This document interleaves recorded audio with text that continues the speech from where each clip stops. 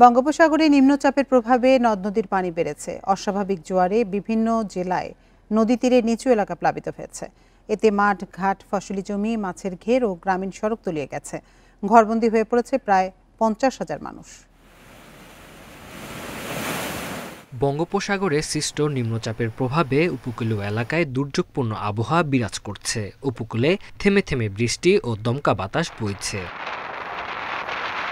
নিম্নচাপের প্রভাবে জোয়ারের পানি বেড়ে যাওয়ায় পটুয়াখালীর কলাপাড়া, গলাচিপা ও রাঙ্গাবালির চরাঞ্চলে মানুষ দুর্ভোগে পড়েছেন। ভাঙা বেড়িবাঁধ দিয়ে পানি প্রবেশ করায় প্লাবিত হয়েছে রাঙ্গাবালী উপজেলার অন্তত 10টি গ্রাম। দুর্ভোগে সাধারণ মানুষ। আমরা চলাফেরা করতে খুব সমস্যা, গলা সমান পানি হয়েছে। এই নৌকা দিয়ে আবার এই মানুষ পারাপার করে লঞ্চে উঠছে। নিম্নচাপে আমরা এখন আতঙ্কতে আছি। এখন রাত্রে মনে হয় যদি পানি হয় তাহলে আমরা বাসা বাড়িতে থাকতে পারবো না। বৃষ্টি ও স্বাভাবিকের চেয়ে 4 থেকে 5 ফুট উঁচু জোয়ারে ভোলা সদর, চরফ্যাশন ও মনপুরায় বন্যা নিয়ন্ত্রণ বাঁধের বাইরের 15টি গ্রাম প্লাবিত হয়েছে। পানিবন্দী 50,000 মানুষ, তলিয়ে গেছে রাস্তাঘাট ও গ্রামীণ সড়ক। অমাবস্যা ও লঘুচাপের কারণে শুক্রবার বিকেলে বরিশালে কীর্তনখোলা নদীর পানি বিপদসীমার 30 সেন্টিমিটার উপরে প্রবাহিত হয়েছে। এতে সদরসহ শহরের নিম্নাঞ্চল প্লাবিত হয়। রাতে পানি সরে যায়।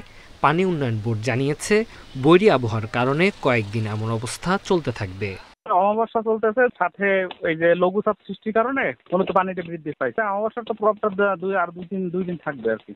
অস্বাভাবিক জোয়ারে লক্ষ্মীপুরের রামগতি, কমলনগর ও সদর উপজেলায় নিম্নাঞ্চল প্লাবিত হয়েছে। দুর্ভোগে পড়েছেন কয়েক হাজার মানুষ। ভেসে গেছে ঘেরের মাছ, ক্ষতি হয়েছে রবি শস্যের।